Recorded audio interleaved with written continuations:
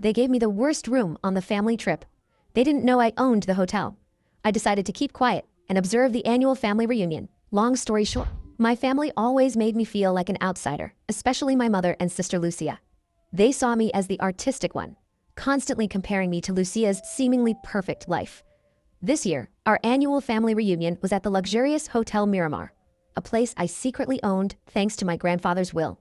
I decided to keep my ownership a secret, hoping to understand why they treated me this way. Upon arrival, I was given the smallest, noisiest room next to the laundry. My family, meanwhile, received lavish suites. Throughout the first day, their cutting remarks continued. My brother-in-law Roberto scoffed at my graphic design business. My mother constantly praised Lucia while dismissing my career. Even during dinner, they highlighted Lucia's achievements and offered me pitying remarks about my simple meal choices. The hotel manager, Miguel, who knew my secret, was visibly uncomfortable with their treatment of me. That night, Miguel urged me to reveal the truth, but I wanted to understand the root of their contempt. I began investigating my grandfather's documents in his old office, now mine. I found letters from my mother to my grandfather, systematically trying to undermine my worth and convince him I didn't deserve his attention or inheritance. I also discovered my father and Roberto had tried to manipulate my grandfather into selling them the hotel at a reduced price before his death.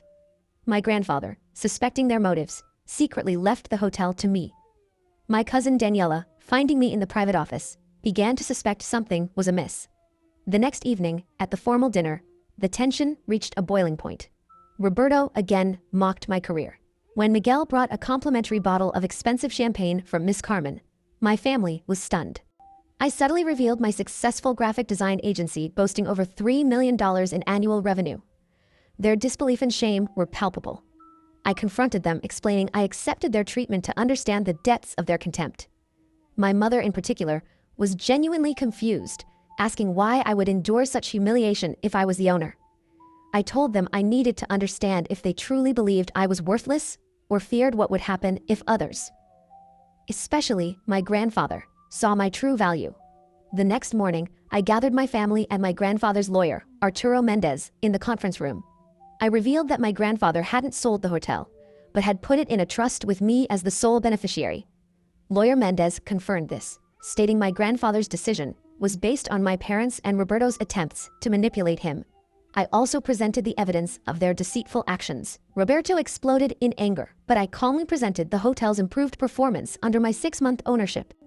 My mother, overwhelmed, finally confessed her jealousy, admitting she felt like a disappointment to her father and saw me as a rival. My father